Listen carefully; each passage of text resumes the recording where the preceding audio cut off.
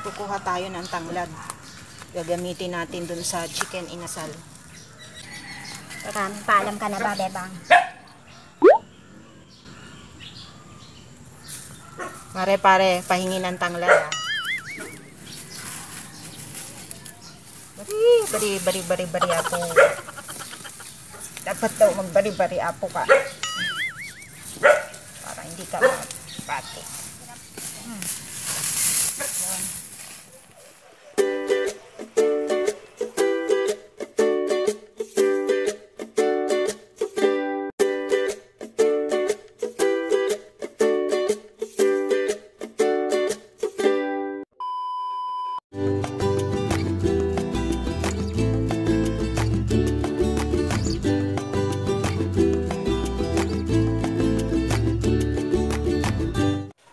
Hi guys! Bagong taon na, meron na akong recipe na buena mano para sa inyo.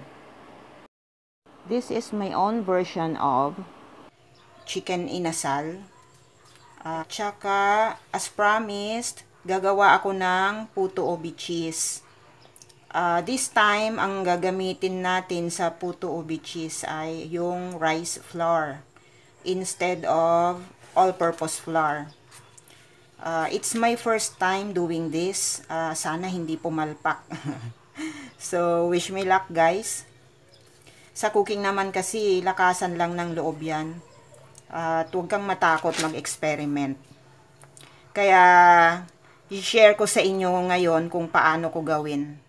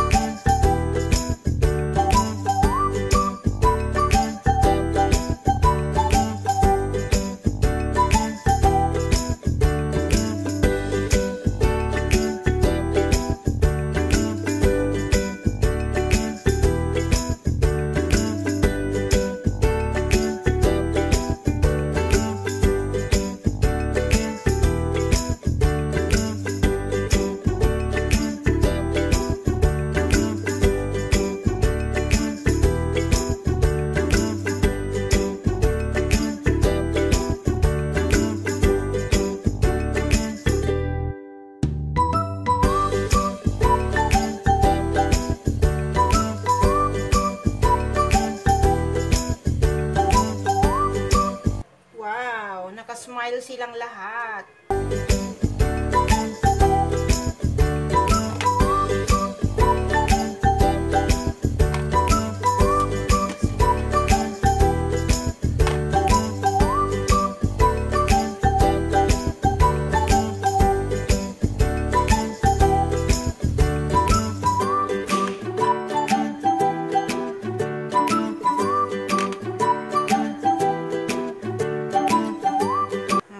Dali niyan tanggalin sa lalagyan.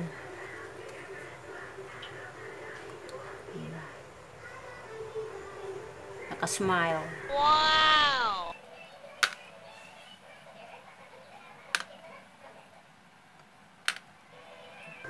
Ganda ng kulay, oh.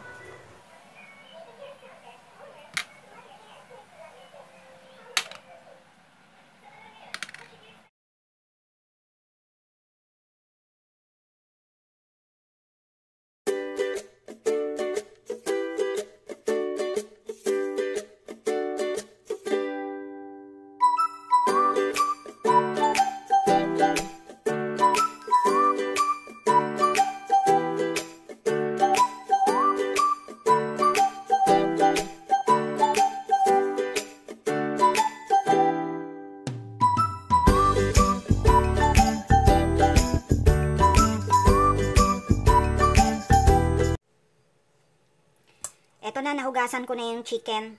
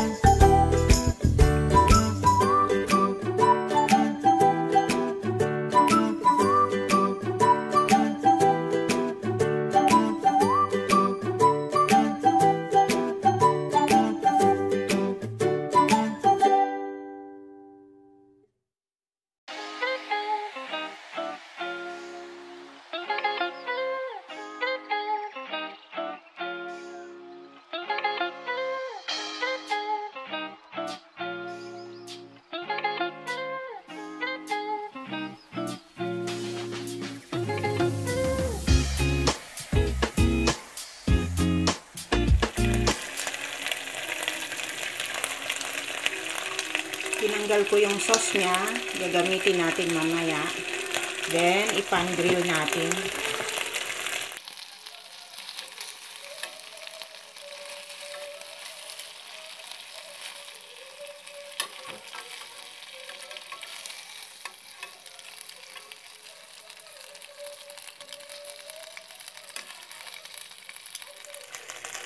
Ganda ng kulay. Tsaka ang bango. Amoy na amoy yung tanglad. Tinanggal ko na pala yung mga tanglad, guys. Tinapon ko na. Kasi yung amoy niya nanuot na sa chicken. Kung maaamoy nyo lang. Ang bango niya. Very aromatic ang amoy niya. My own version of chicken inasal with tanglad. At ito ang kanyang sauce.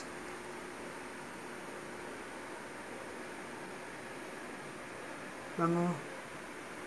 Tsaka ang ganda ng kulay, oh. So, ayan guys. Sana nagustuhan ninyo ang shinare kong recipe for today.